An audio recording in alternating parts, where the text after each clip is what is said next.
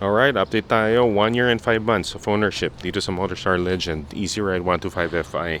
First issue, so far, yung airbox, may isang tornilyo dito sa loob, kinalawang.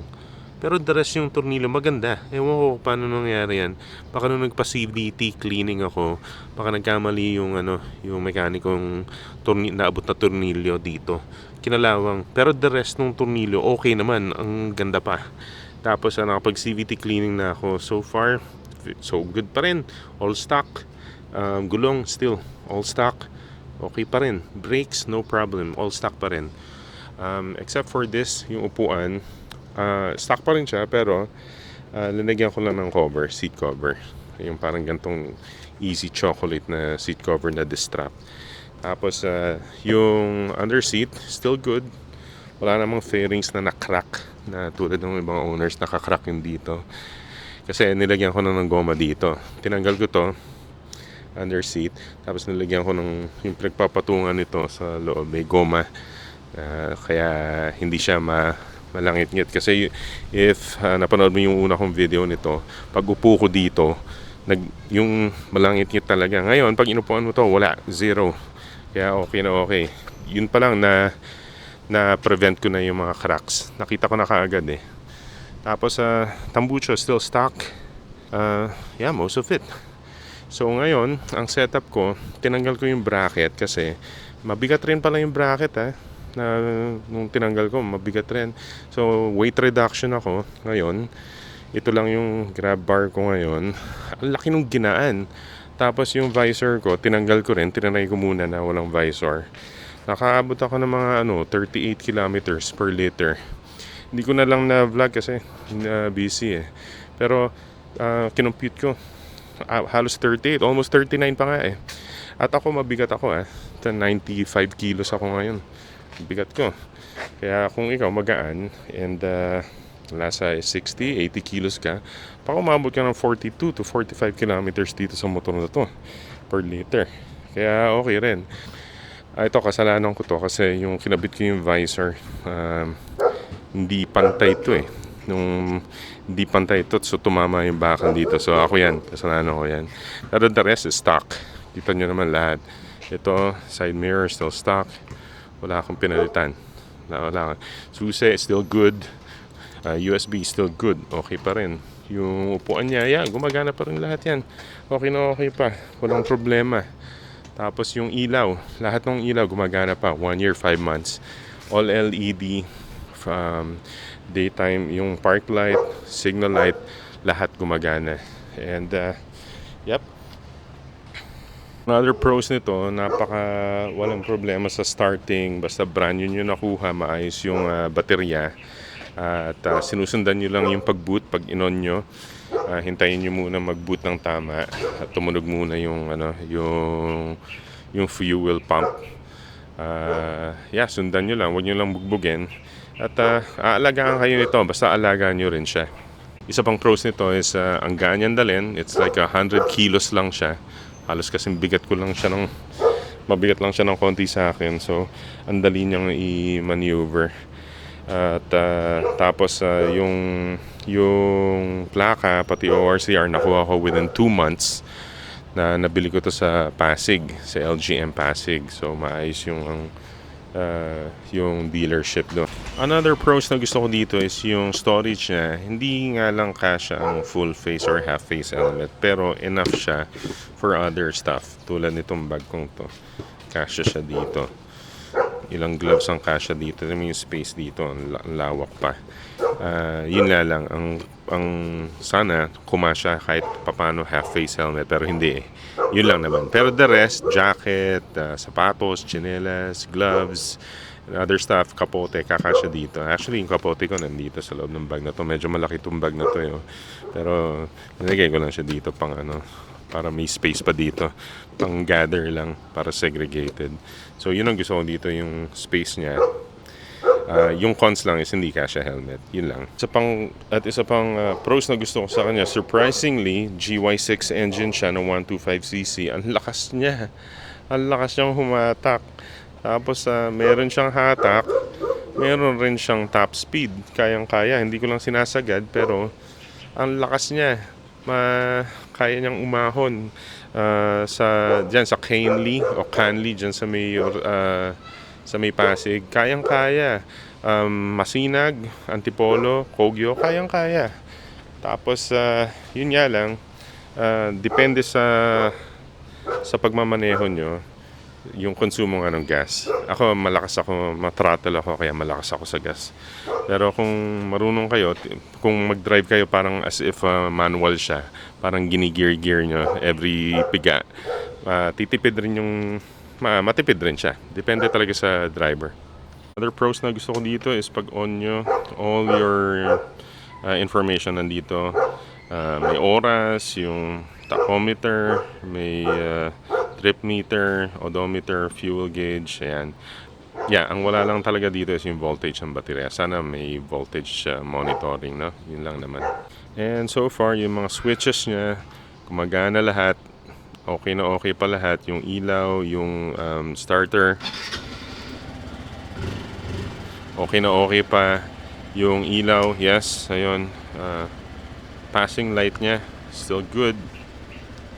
Yan, passing light. High beam, low beam, still good. Busina, signal light, still good. Lahat okay pa. 1 year, 5 months, walang problema. Pati yung switches, okay pa. As long as igarahin nyo yung tama. Kung wala kayong garahe, kuha kayo ng motorcycle cover. Nakakatulong yun sa ano. At huwag nyo ibabad sa ulan. Pag umulan, hosan nyo ulit ng kinabukasan, kailangan mahosan nyo kaagad ng tubig para ma-rinse. Sound check niyo yung tambucho, still good. Stock pa rin yan.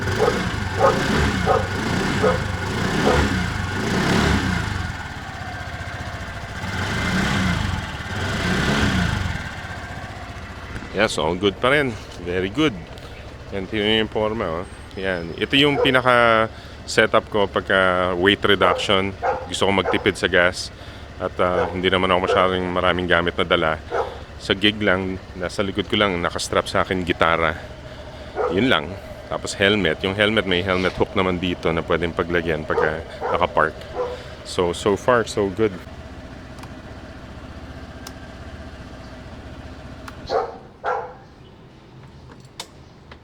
Okay, pag-usapan na yung number 1 na ayoko sa kanya. Yung shocks niya sa harap.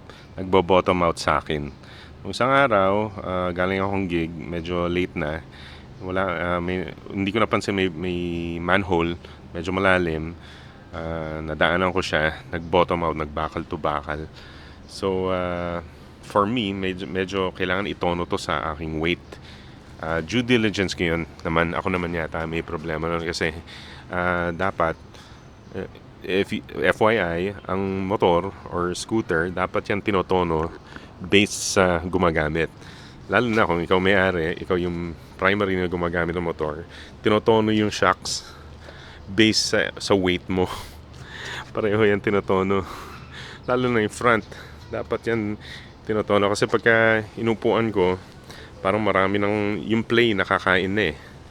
So pagka dinadrive ko na siya, pag medyo malalim na pothole, tapos hindi maganda yung kalye, nagbabakal to bakal. Once ko pa lang na-experience siya dahil yung pothole na yun. So, ang ginagawa ko na lately, pag alam kong medyo lubak at hindi ko kabisado, umuupo ako dito sa bandang atras ako ng konti para yung weight ko napupunta lang sa likod konti para lang hindi masyadong mag-bottom out yung front shocks niya.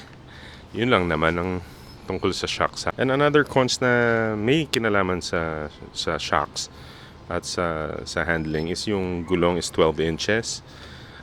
Although common naman ng 12 inches ngayon, 12 inches, sana naging 14 na lang siya. Medyo sana lumaki para kahit papano kung yung shocks talagang hanggang dun lang, at least nako-compensate sa laki ng gulong yung suspension, ano?